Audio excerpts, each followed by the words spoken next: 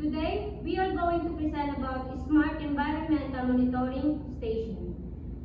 I'm Shada Mariasa Dusari together with my group.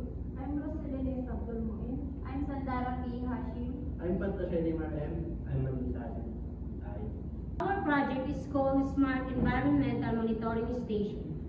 This system is designed to monitor environmental conditions such as temperature and humidity and respond automatically when needed.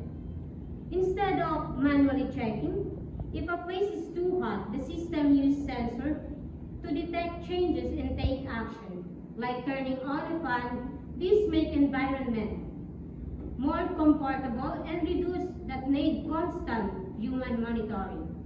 This project is also help us apply what we learned in electronics and programming and by building a system that can sense, process, and respond in real time.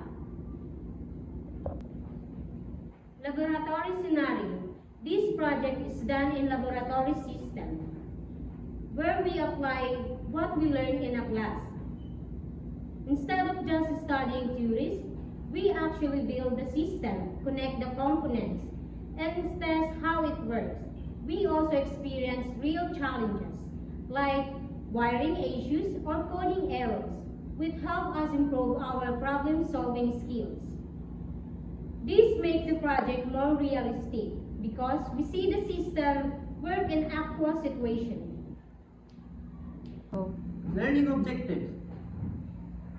In this project, we aim to learn several important concepts. First, we understand how sensors collect data and convert into digital from that the system can process. Second, we apply calculation to determine conditions, like checking if the temperature exceeds a certain limit. Third, we learn how different components communicate using 1-2-C. Lastly, we implement a control system that decides what action to take based on the data. Overall, the project helps us understand how a smart system works from input to decision making and output.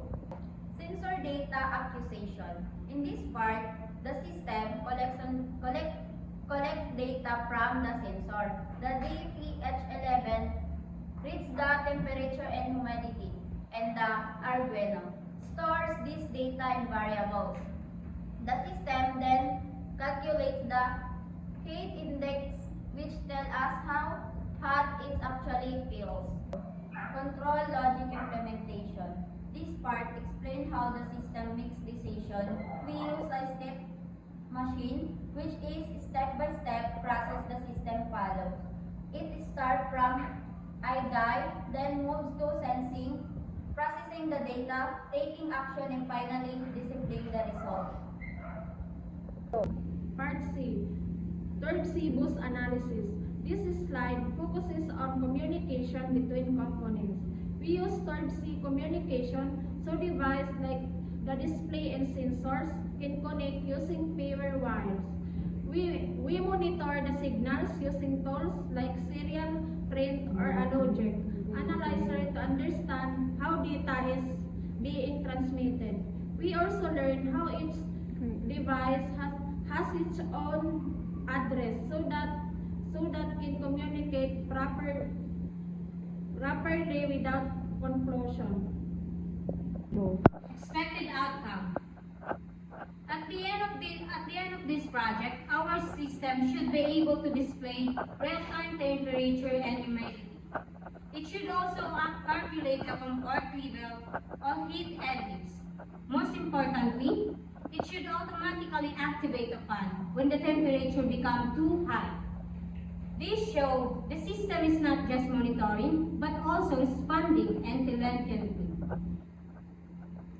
In conclusion, this project demonstrates how we build a simple yet effective smart system that can sense, think, and act on each own, making everyday environments more comfortable and efficient.